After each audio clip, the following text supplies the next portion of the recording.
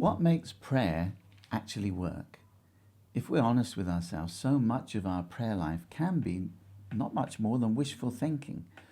We can pray for things like world peace when Jesus said there'll be wars and there will always be wars. It's good to pray for world peace, but is it actually going to happen? We can pray for the end of poverty when Jesus said there will always be the poor with you. And so much of what we pray for can be wishful thinking. And then when we don't see answers to our prayer, we get discouraged and we lose interest in praying. But I've always found it so exciting that in prayer we have access to Almighty God, to the one who controls the universe. And every hair on our head is numbered. Every day of our life is already known to him. And he can do so much more than we could ask or imagine. So how do we make prayer effective? Well, number one, we have to have faith. Whoever comes to God must believe that he exists and that he rewards those who seek him. So what is faith? Let's examine it. In the book of James, it says, when he asks, he must believe and not doubt, because the one who doubts is like a wave of the sea, tossed and blown by the wind. That person should not think they will receive anything from the Lord. They are double-minded, unstable in all they do. So here, James is talking about faith and doubt.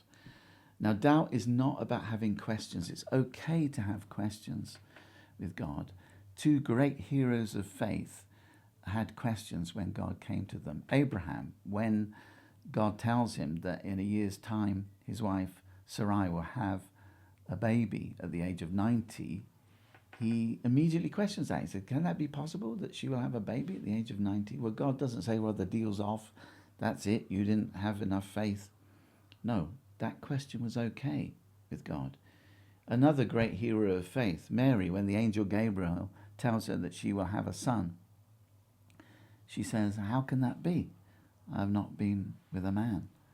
And again, the angel doesn't react to that and say, well, everything's finished. No, it was okay to ask questions because those questions were not unbelief. They were just amazement at what God was going to do. So what does it mean here in James when it talks about being double-minded? Well, actually, it's talking about having a wavering faith, like the wave of a sea that's going to and fro. So the illustration often used is, imagine you had to get a train to a nearby city, but you hear on the news that there are possible terrorist attacks on the railway system. And so you think you won't go. And then you hear, no, the government has caught the terrorists, so you set out for the station. When you get there, a newspaper headline on the side of the station says, one terrorist still at large. So now you're on the platform and you're thinking, shall I go? Shall I not? Is it safe? Is it not? The train comes in. As long as you remain wavering in faith and unbelief, you won't get on the train will leave and you won't get where you're going. But if you take that step of faith, if you trust, no, it's going to be okay, and you get on that train, you've made the commitment. And that is positive faith. And faith, in a way, is a type of action. It means to trust, to step out, to commit to that course of action that you're thinking about and praying about. That's faith, having faith in God, not in ourselves, but in God in that situation. So, and we don't have to have some amazing sort of hyper faith or to work ourselves up into some kind of emotional frenzy about it.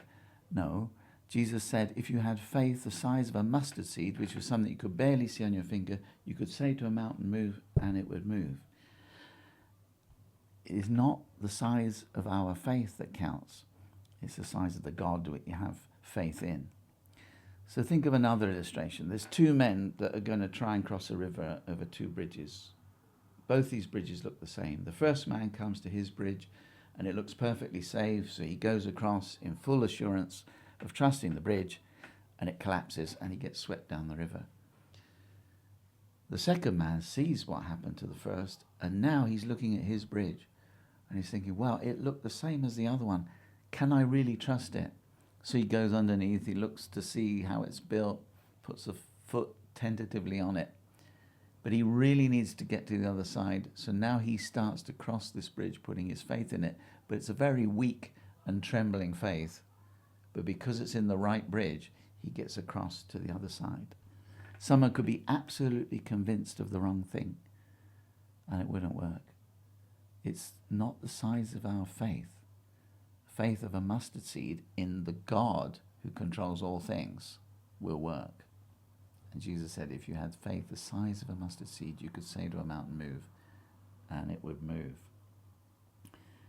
So faith is really important. And then what we ask for is really important too. Jesus said, ask anything in my name and I will do it.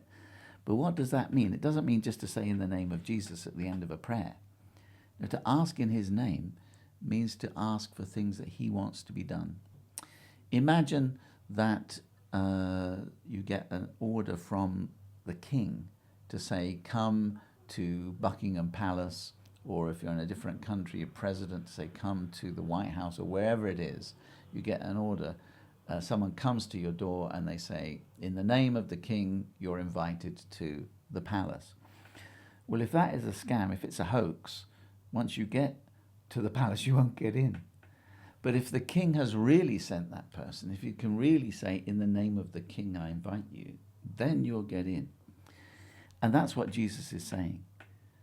To say, in my name, these things, is what he wants. You cannot ask in Jesus' name for someone to be cursed. You cannot ask in Jesus' name for some selfish, evil thing to be done, because he doesn't want it done. But whatever we ask in his name, in the name of the king, this happened, then that prayer will be answered. So he said, ask anything in my name and I will do it for you, if it is, of course, his will. And so it says in the book of James, you ask and don't receive because you ask selfishly to spend it on your pleasure. So we cannot ask in Jesus' name for things that are selfish, just for ourselves. And also, we need to persevere in prayer. We need to not give up. Jesus told many parables that way. One of the parables he told was about a man who had a friend come in the middle of the night and he has nothing to give him. So he goes next door to his neighbor and he starts knocking on the door. Let me in. I need some bread to give to my friend. Need some food. But the man inside says, go away. I'm in bed with my children. Just go away. Leave me alone. But because he keeps on knocking, although his neighbor doesn't care about him, he thinks, I'm not going to get rid of this guy unless I get up and give him something. So he does get what he wants through that persistent knocking on the door. And Jesus' parable is meant to tell us, look, if someone who doesn't care anything about you would give you what you're asking for because you're pestering him so much, how much more will God, who loves us, give good gifts to those who ask him?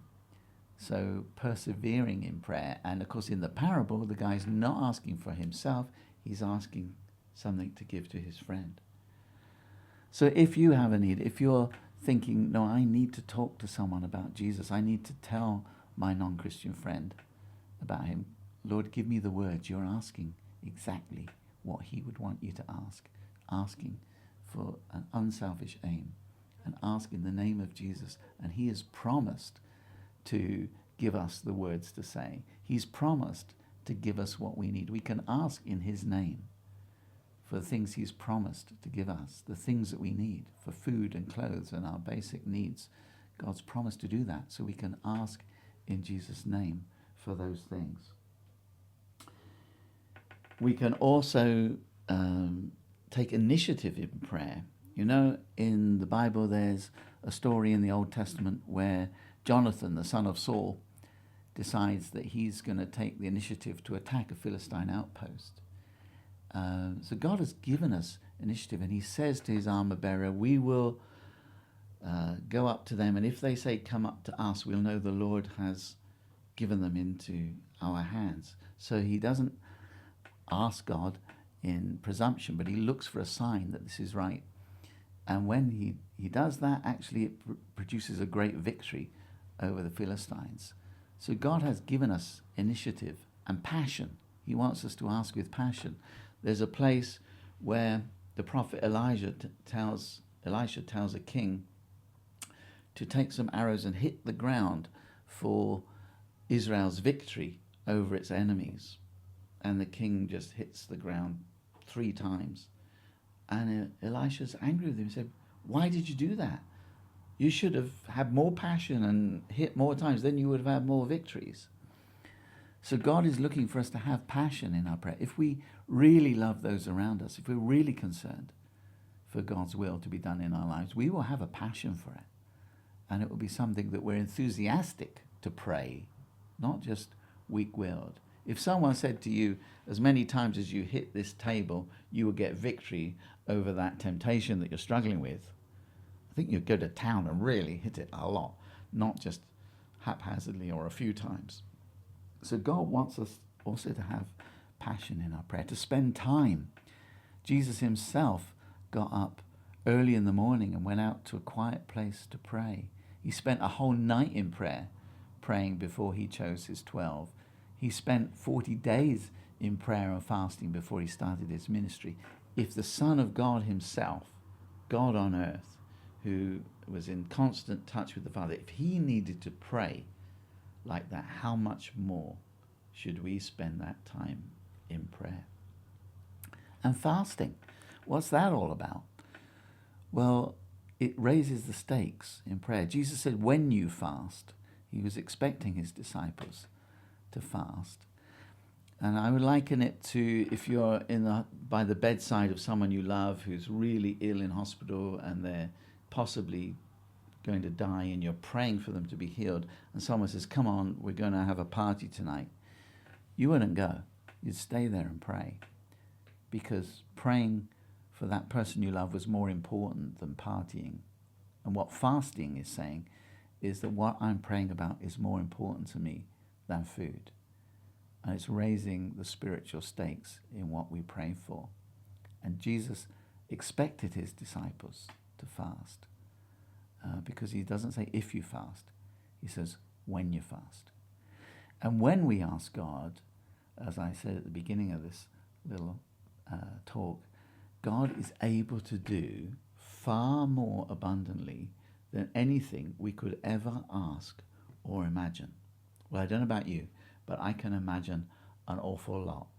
And to come to God, to this amazing God of grace and love and power, to come to the foot of the throne of grace and to bring our requests and to be excited about what he is going to do, that thrills my heart. That he's able to do far more than anything I could ask or imagine, or you could ask or imagine. May God bless you in that.